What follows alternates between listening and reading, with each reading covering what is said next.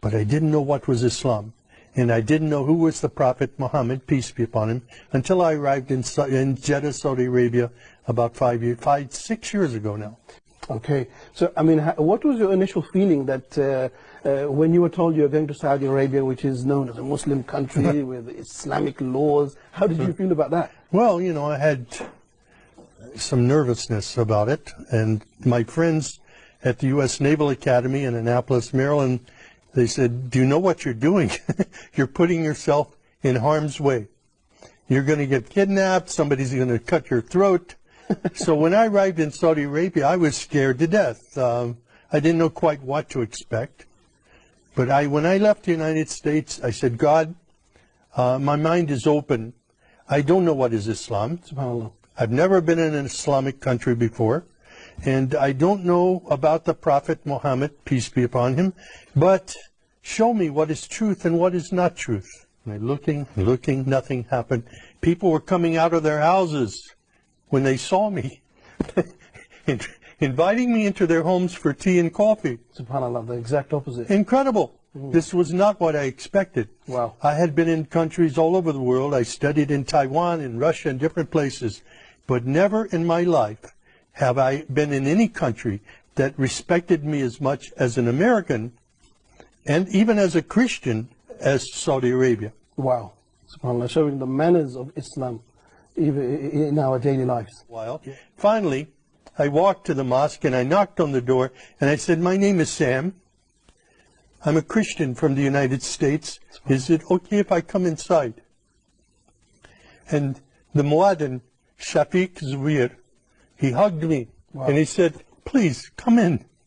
And I sat there for 3 days in the back of the mosque, looking and observing and watching people pray.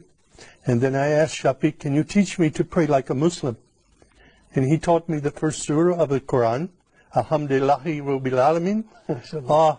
It was such a blessing. I was memorizing only sounds, but then I would look and I would try to figure out what each sound meant, what each word meant. And as I studied it, I saw Ar-Rahman Ar-Rahim, grace and mercy, forgiveness of sins. Wow. My life was transformed immediately. It was the love of God and the love of the Muslims around me that drew me to Islam. Excellent. And I received a card that I was an official Muslim. I got in the car and went to Mecca immediately. Wow. And when I saw the Kaaba for the first time and fell on my knees and my face in prayer, it was there that I was just filled with God's Spirit and understood the love of Islam, the mercy of Islam for people everywhere. SubhanAllah. And when you did go into Mecca and you went into the Kaaba, you mentioned your feelings when you saw the Kaaba itself, but what were your feelings like when you saw people stand for prayer, like thousands of people coming together and following instructions like that? Well, it was invigorating. It was, I was enthused in my faith. I was confirmed in my faith by prayer at that time. And it was the first time for me to kneel and pray with other Muslims.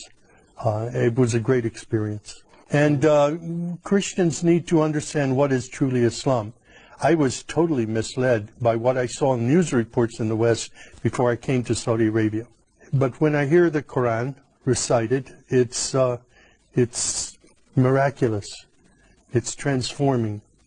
And I'm very grateful now to be a part of a historic faith that is known for its mercy and not its violence, was mischaracterized by Western media. Of course, of course. The first Ramadan was difficult for me. 30 days, sunrise to sunset, no food, no water. My body went through a period of shock. But the next year was easier, the next year was much easier, and now I look forward to Ramadan when I can, fast and worship God in this very important way. Excellent. And not just the fasting, but also the atmosphere in Ramadan. Yeah. Like Muslims coming out, praying together, sitting together, and how does that feel? Oh, it's incredible. It's like a family time within our mosque.